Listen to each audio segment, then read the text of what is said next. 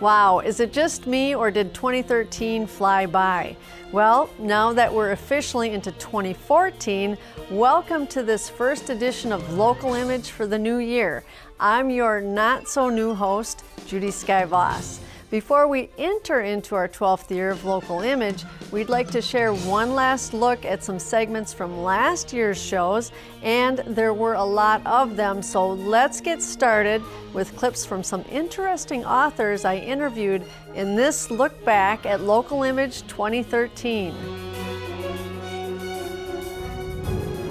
So I wanted to write a story about the other side of slavery, which most books that you read, slaves were victimized. Right. And of course they were, but they were still human beings.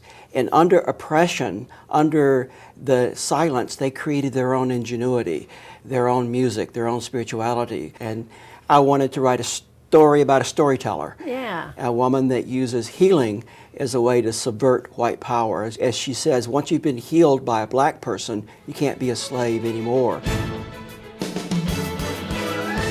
There would be times when it was just one dust storm after another. Yes. I mean, just help us understand what that was like living in that time. Well, you just went into the same mode. Get the windows stuffed around them with rags, strips of rags. And the reason they had to stuff it around the windows is because of the drought. It was so dry that it dried up the wood in the windows and they shrunk, and doors too. Talk about why it's so important to you now with the work you're doing and what kind of outreach you're doing through because of your book and through your cable show. Well, what I learned as being in that life was that if you can survive that, which is very hard to survive, many women are killed, many women die of drug overdose. Today especially that happens. There's so much bad stuff in prostitution. The underbelly of prostitution is pure hell. It's like living in hell. And if I encourage all the women in the world, if you're in that situation, run for your life. If some man ever says to you, oh, it's okay if you go to bed with that other guy for money, it's money for us, run away from him quick, screaming, honey, because he just loves your money, he don't love you. I take my children back, I take my grandchildren back. I want them to know where I was raised and that there was a place. I mean, 10,000 children, all unwanted, unloved, unneeded, and they were all walked through those doors. And they can't imagine 300 kids in a dining room with silence. Yes. Never. Yeah, that's how strict it was. Oh, there. yes. But you actually got along there for I loved it. I always said I didn't know there was a depression. I had 3 meals a day. I had a clean bed to sleep in, and I was taught how to work. Right. And I went to school, and you got your face slapped many a time, but I think it's what you knew. Right. Yeah. 2013 was filled with many great local community events here in the Northeast suburbs, and we covered several, but take a look at some of our favorites in this Local Image montage.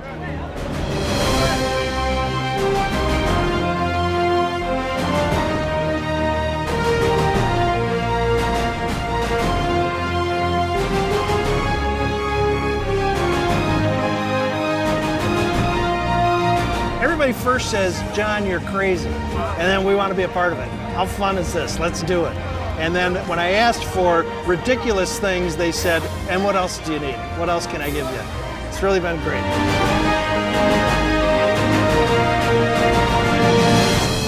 It just feels good to have gotten it in, to have done it, and to get the new world record. A lot of fun.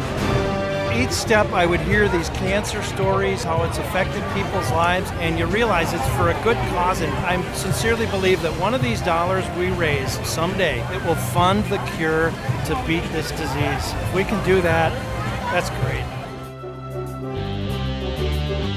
John Johnson purchased the lot that was the core of what it was, the Boatworks, in 1912, and built his original building, or the original portion of his building, on what was the foundation of a saloon that had burned down. So we're pretty excited to kind of get into that piece and literally dig into that and see what we can find out. It would be really cool to find things, streetcar tokens would be fun and not shocking. I wouldn't be surprised to find that. The streetcar line actually ran right along the lake through here. Today is like the Super Bowl for the Art Quilt Society.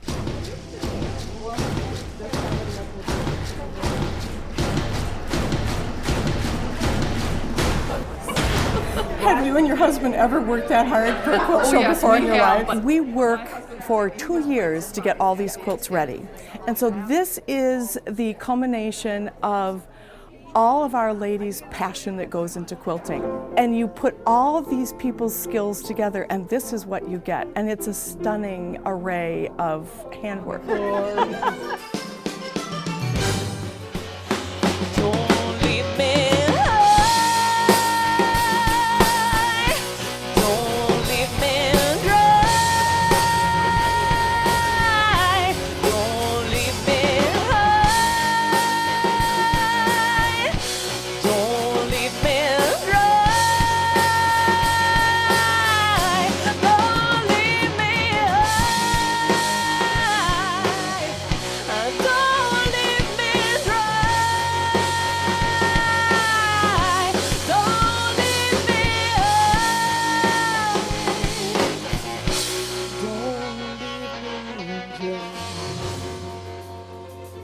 In any healthy community, you're bound to find some wonderful local businesses, some new, some old, and even some that hold contests, like the first one featured in this look back at local businesses from last year. This is enough to make about 12, 13 pizzas. Quite a bit of cheese, so we're going to dump that on there. And then we'll spread it out.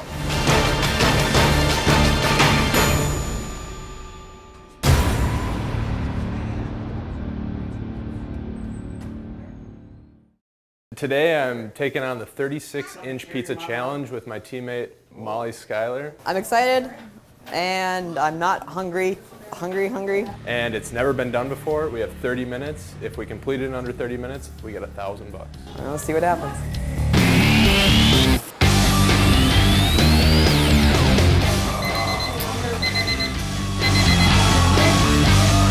Probably one of the hardest things I've ever done in my life.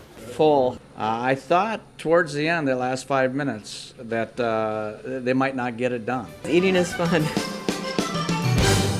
So when you're listening to a vinyl record from that era, it makes the most sense. Now, if you're listening to music from, say, the 90s or the Audies or whatever they call it, I think that listening to CDs is just fine because that's what it's intended to do. So the real artifact is vinyl for a lot of the best music ever made. Who are your clients, are you finding? There's two different kinds of people that buy records. There's young hipsters and old burnouts. And surprisingly, they're looking for the same records in a lot of cases. The younger kids, they want Pink Floyd, Led Zeppelin, Jimi Hendrix, the Grateful Dead, the Beatles, the Rolling Stones, Bob Dylan, Bob Marley, AC/DC, all that kind of stuff. And so do the old burnouts. They want to buy their old records back. The ones they sold and bought CDs, now they want to get their records back. And one of our bigger demographics that I really hadn't thought of when we started the company was the baby boomers. Grandparents, different than my grandparents were, they're so active and they really want to spend lots of time with their grandkids. So we kind of help that. And then the other busiest thing we have going on this summer is our kayak camp for kids 11, 12, and 13, where they come and spend, it's a day camp where they spend the day with us learning safety and you know, how to paddle, but also we play a lot of capture the flag and wiffle ball and just the basic games and do a lot of swimming when it's hot in the summer. I think a lot of times they don't really realize that we do it all, so when they get there, or that camping can be pampered. And so when they come on our adventures, they leave, I think, inspired to camp again, maybe get their kids out camping. Mike and I have been friends for 20 years now. This is something that it's been his vision too. He always wanted to open his own place. I'm retired now, but this is my job again. Retired to open a restaurant, people think I'm nuts, but. You want any crackers with that chili too, sir? When we had the opportunity last year, we took over the space in the middle of November, so we've been here a year now. And we've been climbing. We've been gaining every month. It's getting bigger and bigger and bigger, and people are coming in. Overall, it's been a good experience. I'm happy doing what I'm doing. We both love what we're doing. You know, it's really hard to do, but we love making it happen every day. I want to be like the neighborhood Cheers. I want to be the place where everybody wants to come in and relax, have a beer and a great burger, and have a nice time. Some of the most important and best events that happened in our communities last year aimed at making a difference in the lives of others. Here are some of our favorite ones from Local Image in 2013.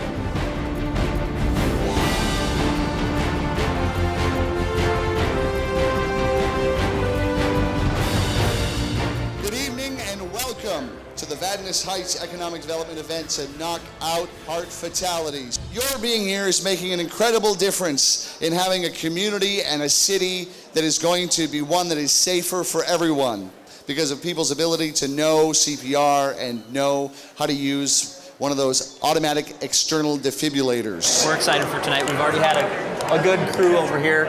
We've done probably close to 80 people in the short half hour that we've been here. Survival of cardiac arrest, that's the ultimate goal, providing better care to our community and giving those people who might have that fatal cardiac rhythm, that sudden cardiac arrest, a better outcome, a better chance of survival.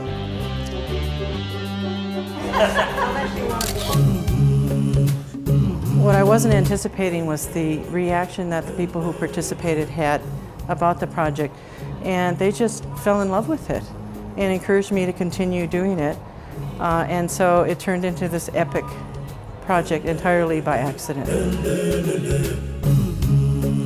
Oh, that's perfect. I can read everything just fine. Great. It's one thing to watch the pictures, but when you're posing and in the picture, it just feels so super special to be getting that kiss, and they have to do it so many times to get it just right.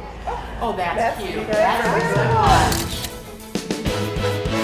And is this something that's happening around the country too, or is it just unique to this area, do you think? As far as I know, we're the only tutu run out there. So I've seen people in tutus at other 5Ks and fun runs, but we're the only one that I know of that tutu is the theme. Okay, so, yeah. And people of all ages, I imagine, will be here today? Absolutely. I would imagine last year we had 2 to 60, so everybody in between. So it's really for everyone. Wow. Yeah. And again, about Child Inc., you mentioned some of the things that you guys do.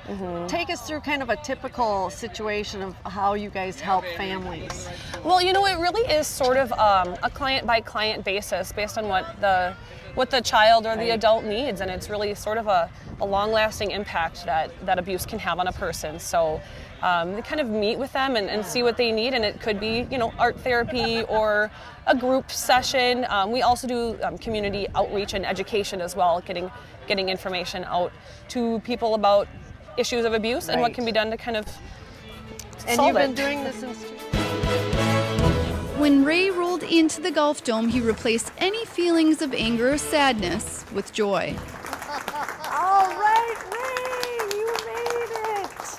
And those there to support him realized Ray's recovery was nothing short of a miracle. Even the doctors looked at him and said amazing. So, you know, and they've seen plenty of miracles before, I'm sure, you know. So, yeah, he's amazing. His head's up high and he's smiling for people. You know, his smile is a pretty darn nice smile, and everybody has noticed that. And Ray, never camera shy before his assault, displayed his playful nature to the news crews anxious to hear from him. And never did he fail to welcome everyone with a smile. No one will forget how Ray got here, but the important thing to family and friends is that he's here, he's recovering, and he's got overwhelming support. We, the Society's Relay for Life volunteers and staff, would like to present this gift to Keith Warner in recognition of all his efforts to finish the fight. Relay's true greatness is its volunteers, and you, Keith, are one of the greatest. Thank you for being our friend and for inspiring us to work a little harder every day to finish the fight. So Keith, why don't you come on up? It's my vocal cords that have been affected. And Patty told me not to stand too long and not to talk too much. As usual, I always listen to her. And to Patty, thanks for being my wife and loving me so much. Funny how things work out when you begin as high school sweethearts.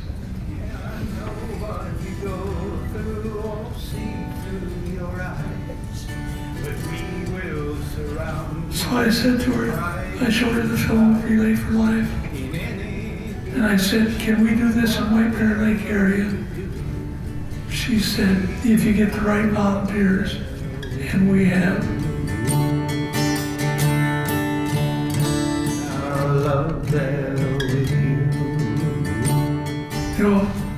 Don't be afraid to ask if a friend gets diagnosed with cancer.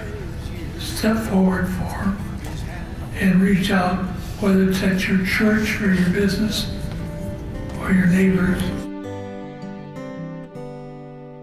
We were heartbroken to have lost our dear friend and community television supporter, Keith Warner, last month. We will miss him so very much, but know that the good works he nurtured in our communities, especially the Relay for Life, will continue and keep his memory with us always. And grateful is the word all of us here use in describing how we feel about the incredible progress our co-worker Ray Widstrand has made in his recovery over the past 5 months. And speaking of nurturing, that seemed to be a theme to some of our segments featuring local youth last year. Take a look. It's really getting to know who you are and what your skills and passions are. So then in a group of about 10 people, they all come to a place where they identify the issues in their community that they care about and that they see the community wants help with. By the end of this presentation, you will know that bullying is a problem and there are both good and bad ways to deal with it. To do that, we will show you some examples of what bullying looks like and how to deal with it in a nonviolent way. I learned a lot of things that I didn't know about my community, a lot of things that I didn't know I could even help with or that I didn't even know were an issue. And I like knowing that I can be part of it and change something. Okay, it's pretty windy today, but I think these kids will do very well. These are great boats to sail in heavy wind. And kids are amazingly resilient.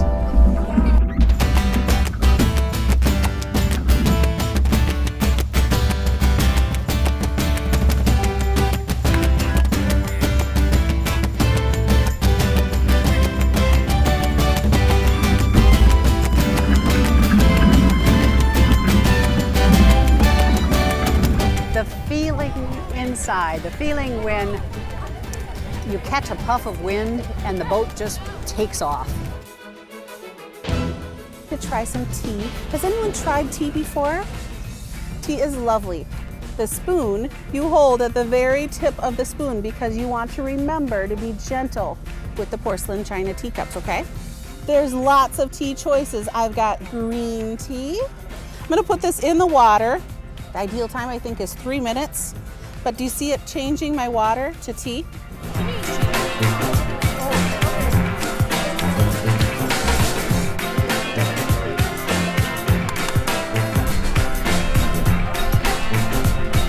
One thing there was no lack of in our local image stories from 2013 was interesting people, and here's a look at some of our favorites.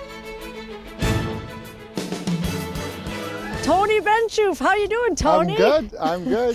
This is your element here, isn't it? Yeah. Well, it's great to have you back because you've been out of the country for some time. Tell us what you've been doing lately since your retirement. Yeah, well, I retired in 2010 after the Olympics, and I spent the last year traveling with the junior national luge team. And I was the co-head coach with a colleague of mine, and it was a great experience. What are some good tips that you give to some of these kids that you're training? Well, it depends on which level you're at. Yeah. But, for the most part... How about a beginner? Beginner, it's all about having fun. Okay, good. And I like that. that's important. And you know, for an aerodynamic standpoint, you always want to lay back as much as you can. Okay. And then as you get better, we'll refine that. You know, start finding those tenths and hundredths of a second. Yeah, hundredths of a second. Yeah. How fast was your fastest time again? My fastest time was The actually record. in Vancouver, Okay. and that was 98.5 miles an hour. Oh my Yeah, gosh, for that's speed. crazy. Yeah, I've always dreamt of that more than even like having a hit song. That's Like you said, I've awesome. never really been I've never aspired to be a pop musician. Yeah. And I've always saw more, more point of interest in films and things like that because Storyteller. Yeah. And so it didn't surprise me that when this company picked up on my music that was going to be their focus, using it in, Yeah. TV shows and films and stuff because that's where it belonged. Absolutely.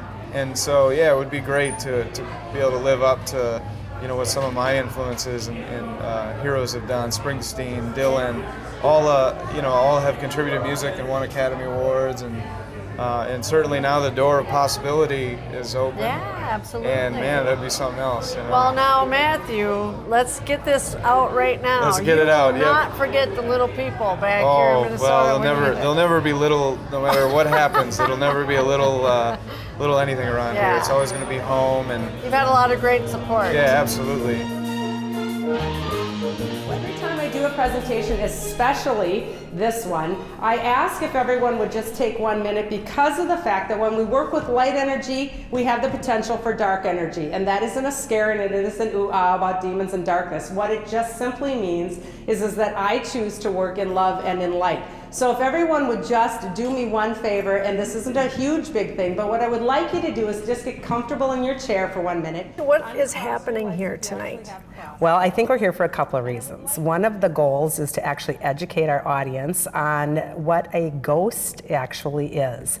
And if there's actually a difference between a ghost and a spirit, which in my world of energy, there is indeed a difference. So our goal here is to teach them what a ghost is and why the energies are the way that they are, and what that different energy of a spirit actually is, because the vibration is two completely different things. The difference between a ghost and a spirit is simply this. One is heavy density, one is light density.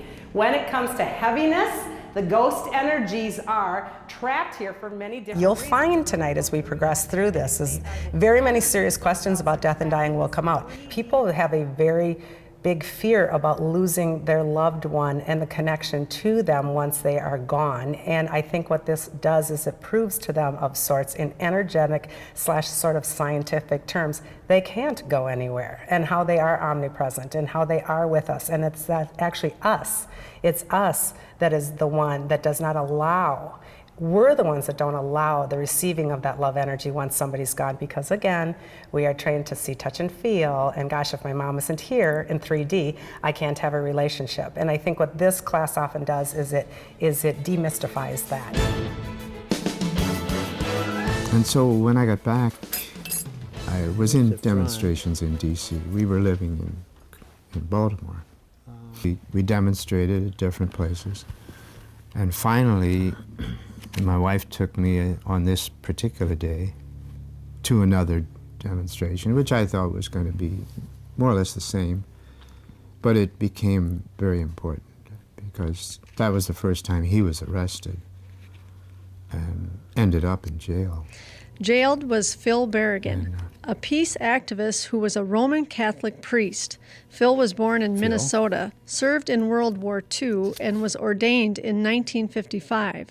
He was active in the civil rights movement, and Jim joined him and 2 others in an anti-war action that would change their lives forever.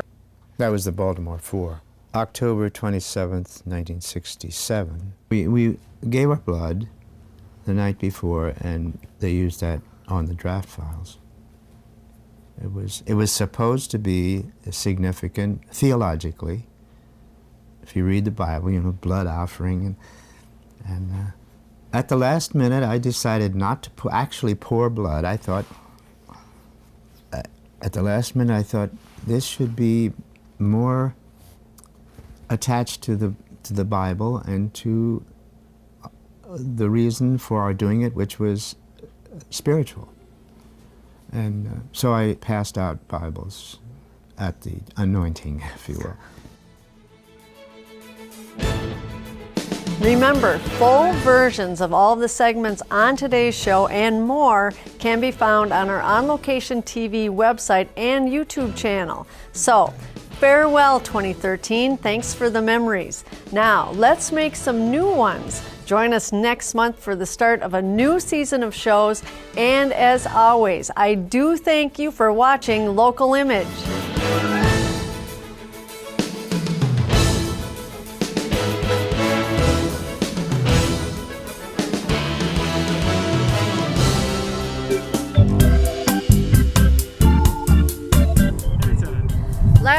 That was a dog. Excuse me. Here we go. Sure. I thought it was a deer for a second. It's a 1-2 punch that aimed to benefit the local food shelf. Okay, ready? Okay. Annual knockout boxing event. Take 3, 5, 10, whatever it is. No, ready? Fun. Take a half step to your right. Okay. And anytime. Last month was the second annual knockout boxing event held at the Vadnais Heights Commons, and it was a knockout punch. Damn it, it was a 1-2 punch. I got this. Softer touch thanks to a Minnesota artist who ran out of steam. Okay.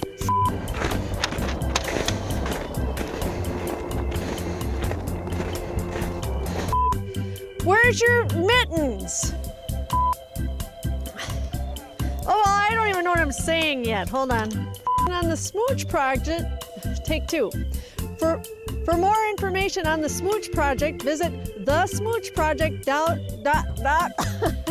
Take 3. Then our own local 3-time Olympic champion, not a champion, right? Is that wrong? Oh, you can say whatever. That's fine. Olympian. You know, Okay, ready? I can be a champion. 3 times. You are 3-time Olympian. Okay, here we go. Whatever. 3-time Olympic. Why am I doing that? I had Olympian. You can say Olympic loser. He's Olympic loser. Okay, ready? See, you are fast.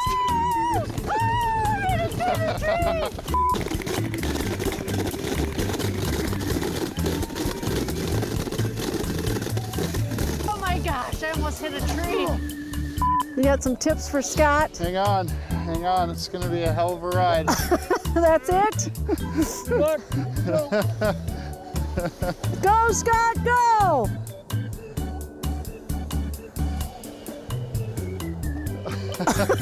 There we go.